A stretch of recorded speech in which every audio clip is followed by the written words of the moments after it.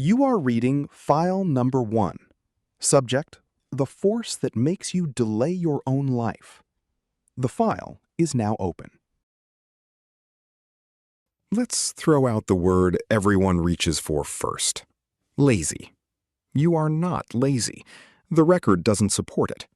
A lazy person feels nothing. You feel plenty. That small knot in your chest when you open the laptop and quietly close it again, that isn't laziness.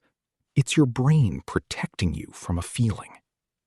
In 2013, two researchers, Fuchsia Sorois and Timothy Peichel, put it in plain terms.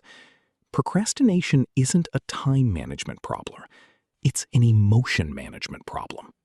You're not avoiding the task. You're avoiding how the task makes you feel. And notice what that means. If this were really about time, a to-do list would fix it. A cleaner calendar would fix it.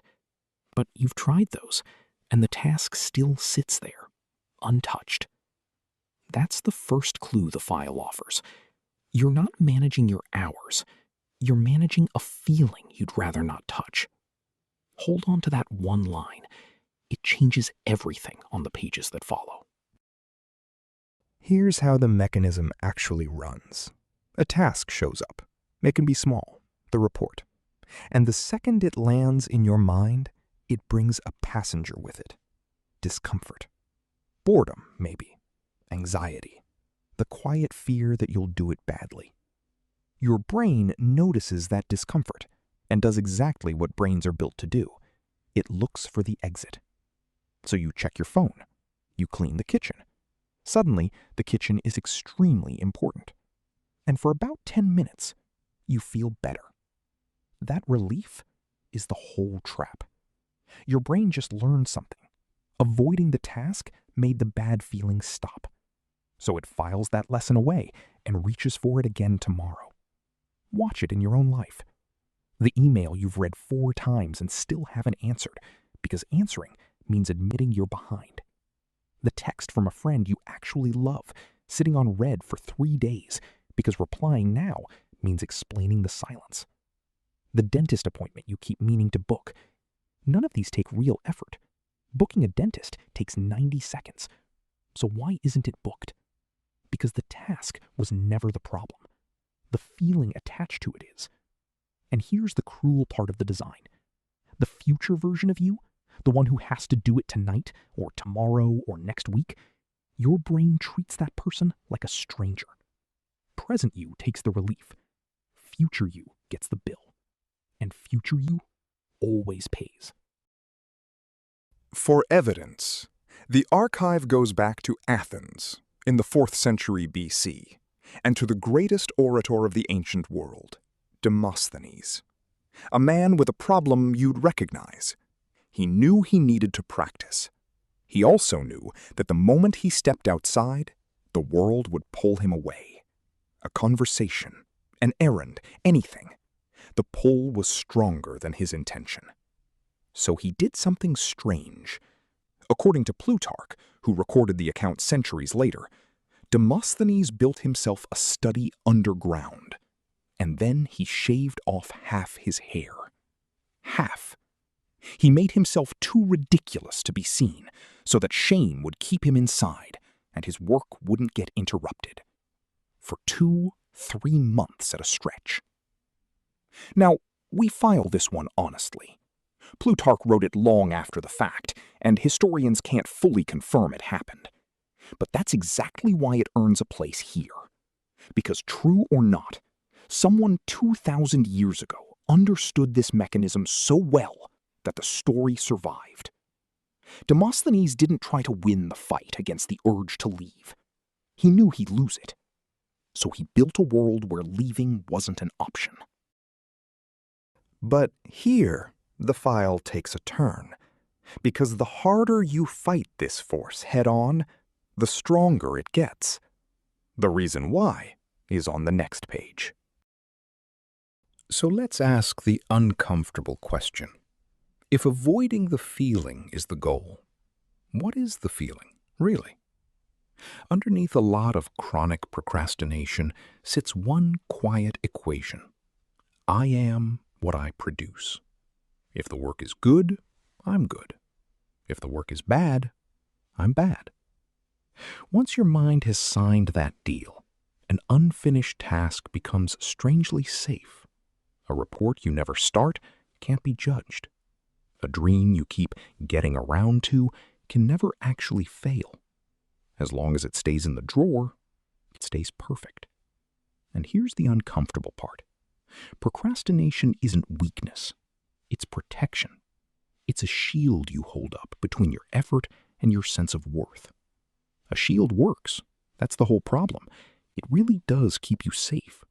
From the judgment, from the risk, from the moment of finding out whether you're good enough. It just also keeps you from your own life. Now, a fair note for the record. This isn't the whole story every time. Sometimes the task really is too big. Sometimes you're running on no sleep. Sometimes there's something a doctor should look at. And that's real, not an excuse to wave away. But far more often, when nothing outside can explain it, the thing in your hand isn't a scheduling problem. It's the shield. Every time you delay, then, you're not being lazy. You're paying a small toll to dodge a big fear. And the toll looks cheap. 10 minutes here, one more day there.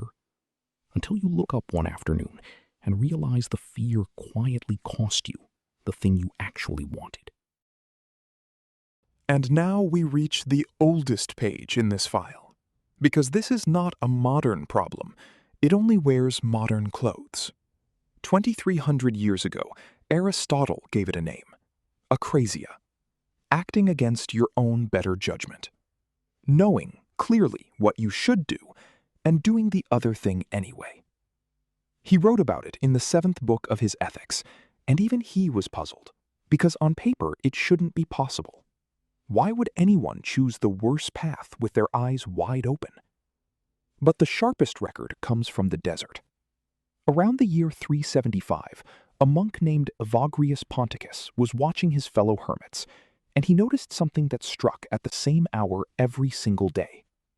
Around noon, when the heat was heaviest, a heavy listlessness would fall over them.